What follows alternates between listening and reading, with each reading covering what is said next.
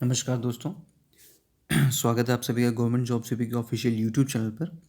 दोस्तों, आप में से कई सारे लोग UP triple SC assistant accountant, assistant treasury accountant जो कोर्ट केस को लेकर 5 तारीख को जो फाइनल बहस हुई है उसके लिए पूछ रहे हैं कि कब तक ऑर्डर आएगा, क्या ऑर्डर आएगा। तो मैंने तो फिलहाल पिछली वीडियो में ही आप लोगों को बता दिया था कि कैसे क्या चीज़ें रहेंगी, कब तक ऑर्डर आ सकता है। तो उस कोर्ट का जो 5 फरवरी का जो जो भी बहस हुई थी, जो भी चीज़ें हुई थी, वो अपलोड कर दिया गया है, उसका ऑर्डर आ गया है। तो वो आइए आप लोगों को एक बार दिखा दिया जाए। ये है जो है दोस्तों वो 24163 ऑफ 2019। एक और इसकी रिट है 2018 नंबर है उसका। दोनों में सेम चीज़ है, आप दोनों में से किसी भी नंबर देखेंगे तो देखिए petitioner Pankaj Singh and 5 other हैं इसमें, और उसमें भी शायद एक लोग हैं petitioner respondent state of UP through principal secretary finance, counsel for petitioner Lata Prasad Mishra, Manoj Kumar Mishra, counsel for respondent CSC chief standing counsel Gaurav Mehrotra. तो चंद्रधारी सिंह जी के जजमेंट्स के अंदर ये लगा हुआ था, जजशिप के अंदर। ये सब आप लोगों को पहले से ही मैंने बता दिया था। और heard Shri L P. Mishra, Shri Apurva Tiwari and Manoj Kumar Mishra, learned counsel appearing on the behalf of petitioner as well as senior advocate and advocate additional advocate general assisted by Shri Pankaj Khare, learned counsel appearing on behalf of the state, and Shri Gaurav Mehrotra, learned counsel appearing on behalf of the service selection commission. मतलब देखिए UP triple SC के भी वकील वहाँ पे थे, शासन के भी कई सारे वकील वहाँ पे थे, और पटिशनर के भी जितने भी वकील थे वो सब वहाँ पे मौजूद थे। सबको जो है सारा सबके आर्ग्यूमेंट को सुना गया। तो सबकी आर्ग्यूमेंट को सुना गया और नीचे देखिए लिखा हुआ भी है, आप लोग देख रहे होंगे। Arguments are concluded, judgment reserved 5 फरवरी 2021। अब बात ये आती है कि जजमेंट रिजर्व्ड कर लिया है, इसका मतलब क्या होता है, आप में से कई सारे लोग पूछ रहे हैं।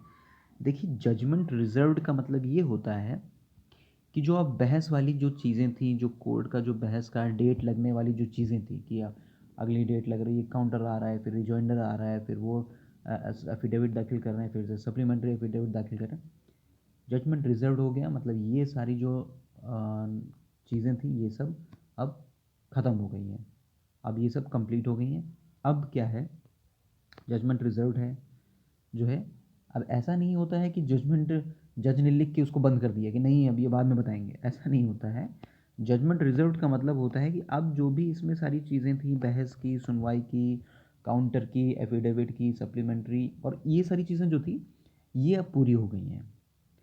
अब कोर्ट इसको बैठ के आराम से सारी पहलुओं को ध्यान में रखकर इसकी जो फाइल होगी, फाइल में सारे डॉक्यूमेंट लगे होते हैं, कोर्ट केस की जो फाइल होती है उसको देख के और एक निर्णायक ऑर्डर जजमेंट पे पहुंचेगा, तब इसका ऑर्डर देगा।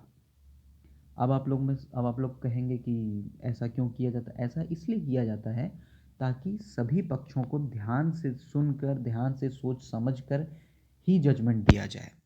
क्योंकि कोर्ट अगर एक बार जजमेंट दे देती है तो उसको बदलती नहीं है। तो इसलिए कोर्ट मतलब जैसे हाई कोर्ट ने एक बार इन जज ने जजमेंट दे दिया तो ये अपना जजमेंट नहीं बदलेंगे मेरे। तो इसलिए जो ये सिंगल बेंच है ये अपना देख दाख के सारा डिसीजन देगी, जो है सारे पहलुओं को ध्यान में रखते हुए सभी कुछ जो है उसके बाद अपना ये जजमेंट देते हैं। अब आप में से कई सारे लोग पूछ रहे थे कि जजमेंट कितने दिन में आ जाता है, कैसे क्या रहता है, फैसला किसके पक्ष में आएगा, क्या आएगा। देखिए जब जजमेंट रिज़र्व हो जाता है तो जजमेंट रिज़र्व होने के 90 दिन की वैलिडिटी होती है, जैसे फ़ोन की वैलिडिटी होती है।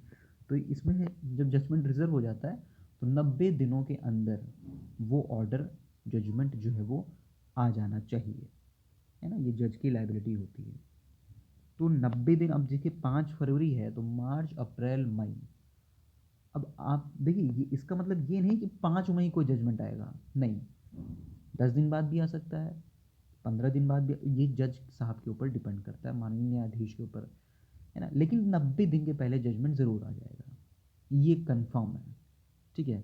तो अब जब आप लोगों ने इतना वेट कर लिया है तो कुछ दिन और वेट कर लीजिए।